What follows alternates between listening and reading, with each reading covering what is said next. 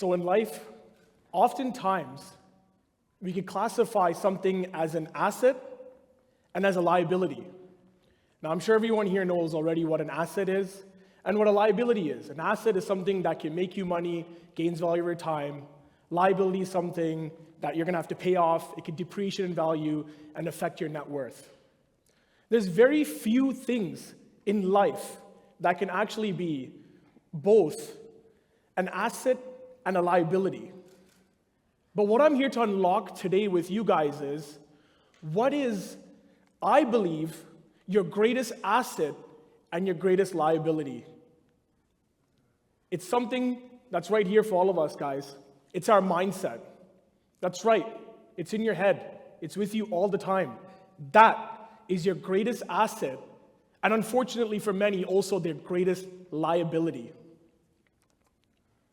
Now, the first thing I want to quickly do here is I want to define what is mindset. So a mindset is a person's way of thinking and their opinions of something or something that they've seen happen. There's generally two ways we can define mindset, one being fixed and the other one being growth mindset. Pretty self-explanatory, right? So fixed mindset is essentially when you have a fixed way of looking at things and you're very certain on that. A growth mindset is when you're able to understand that you could work past things and generally there can be a solution to cure certain things that happen in your life. Now, as you guys have probably already assumed and what you're thinking right now, growth mindset is generally where you want to take your mind to help you succeed in life. Fixed mindset, unfortunately, can backfire on you, and that's when your mind can often end up being a liability for you. Now, the first thing I want to talk about, guys, that I often get asked is failure. Failure is one of the things that really hurt us as humans. It really crushes our minds. It really plays game with us. Does failure exist? Does failure exist? I heard a few yeses. I'd like to challenge all the yeses in the audience today. Failure does not exist. I'll tell you guys a funny example. I used to think getting a 90 in math was success. To my dad, who's actually sitting in the audience today, that was failure. When I came into first year, I thought if I could get an 85, because that's a 4.0, that is success. Then I wrote my first calc midterm, and a 51 is success to me. All right? So what I'm trying to tell you is, failure does not exist. It's a perception that you have in your mind. You may go and lose $10 today. To someone, meh. To you, the end of the world. So just pause there for a second. Pause with me.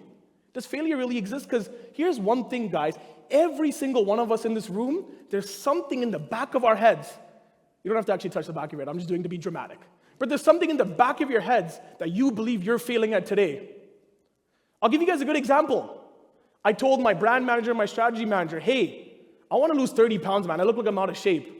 And I had a few people that are like, really, Mithuran? You look good, man. You still fit in a size 42 suit, right? So all of us have that failure, but does it really exist? And that's where I want to start this. Now, don't be your worst enemy. Oftentimes, the hardest critic is not your mom, your dad, your girlfriend, your boyfriend, your competitor. It's you. It's you hurting yourself and hurting yourself in your own mind, okay? What I want everyone to do when you're dealing with what we've established as failure that doesn't exist is, how do you control your mind in that situation? How many of you guys beat yourselves up when you fail at something? And you're like, I can't believe I did this, right? I see a lot of hands up here. That's how I know a lot of UFT students are here today. So, failure and how we handle it, and when you're being your worst enemy, guys, it's all about how you bounce back from it. How I look at life, there's only two things. You either win or you learn. Okay? If you learn from it, was that really failure? No. I like that. By the way, I didn't plant her, guys. I don't know who that is.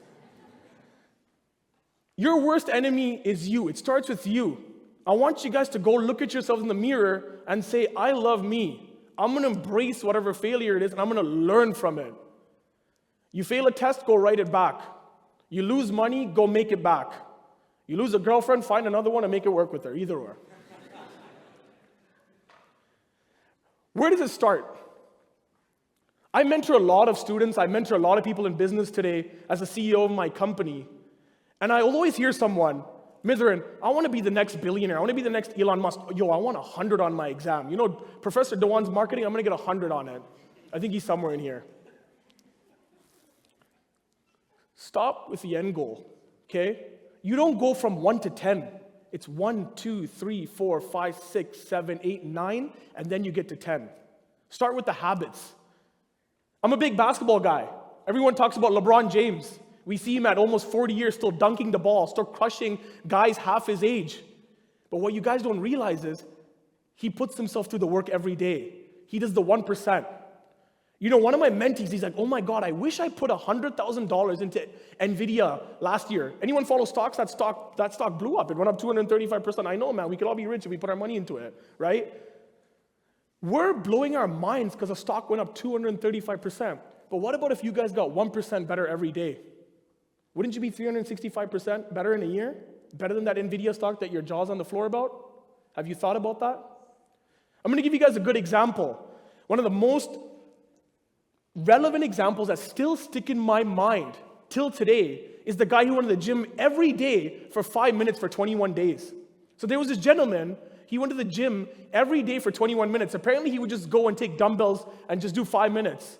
First few days, no one really realized him. Then after that, the regular Jimmies were like, what is this guy doing here? He comes here for 5 minutes, what's wrong with him? Well, he drives longer to get to the gym than his actual workout. But what he didn't realize was he was building a habit. Okay? And what I'm telling you guys right now is get in the gym before you work on your form. You got to get in the gym first, and that's something my strategy manager actually taught me. Get in the gym before you work on your form. Why are you so worried about your form when you're not even in the gym? Forget about being the next Elon Musk. Forget about being the next Bezos. You guys could be even better, but just start by getting yourself in the gym. Give yourself a fair chance to improve 1% every day. The reality of society is probably my most controversial slide today. But the reality of society, guys, is they want you to be average. Let that sink for a minute, right? They want you to be average. And I'm not saying they're purposely out there making you average, but the way things happen in society is they're okay when you're a 75 student. They're okay when you're just another employee. They want you. At 21, they want you to go chug along in life. And then when you're 65, oh, pension, oh my God, now you're getting money and you can barely move your knees. That's what they want. That's how society is built. But let me tell you guys something. Don't ever let anyone hurt your minds or take away from your dreams. Because the reality is if someone else wants to be average, great. But I believe all of you guys are destined to do something great if you could believe it with your mind and learn to control it. Take a minute, let that pause, let that sink in there. I'll give you guys a great example. When I was in first year, I went into my economics class. I walked in and I sat beside a bunch of guys. I had no clue who they were.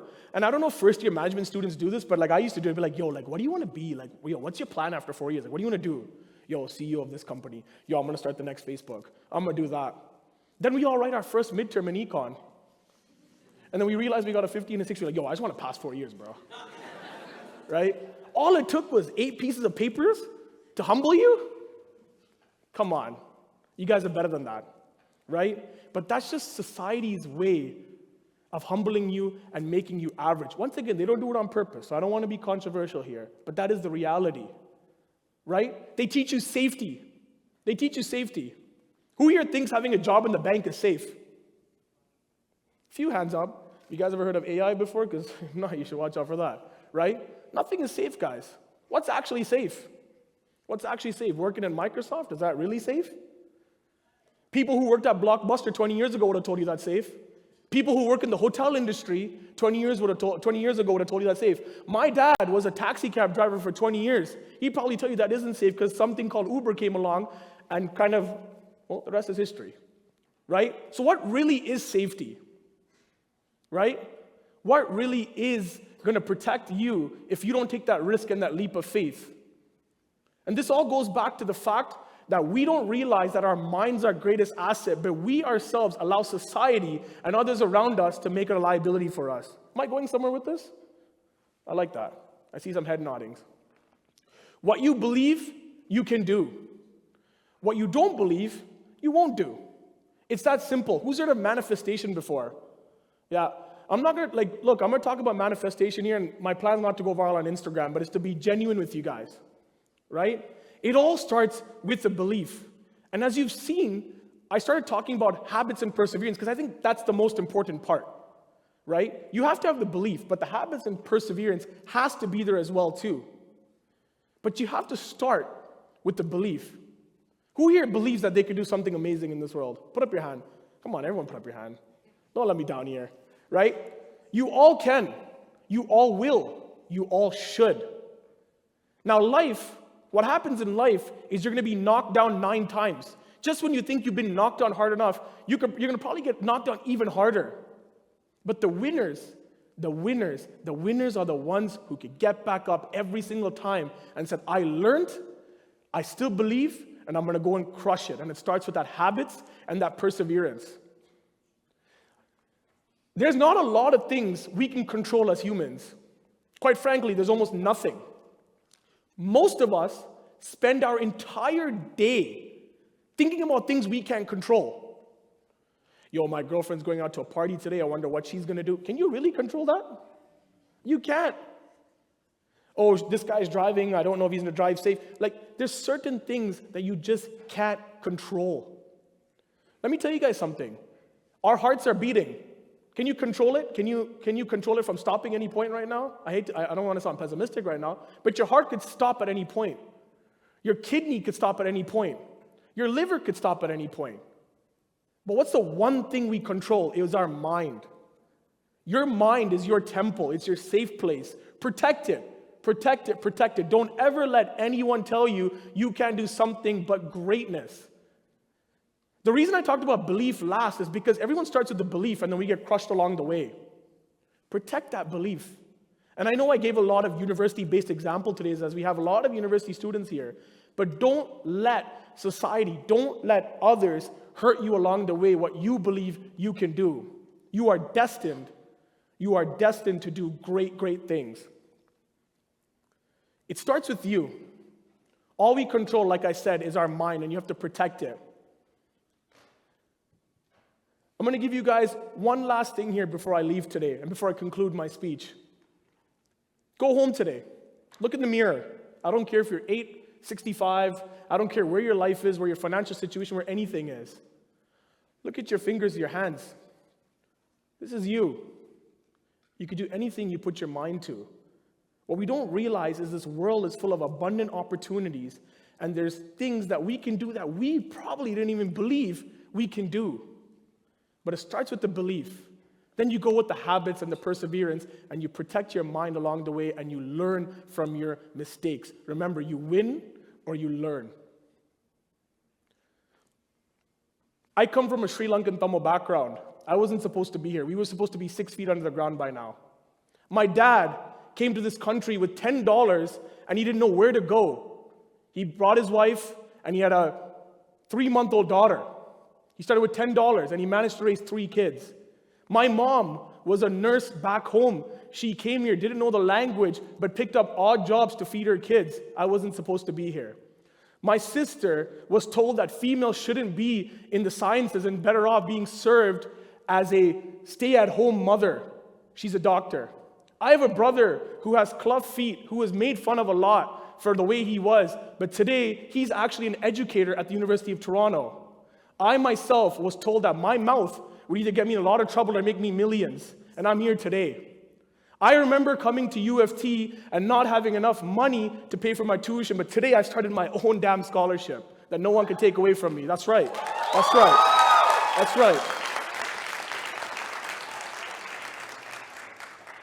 And the one last thing was, I remember in 2022, I wrote down one of my goals, and I said I've always wanted to do a TED Talk, and damn, I'm here doing a TED Talk today. Thank you guys. It's been a pleasure.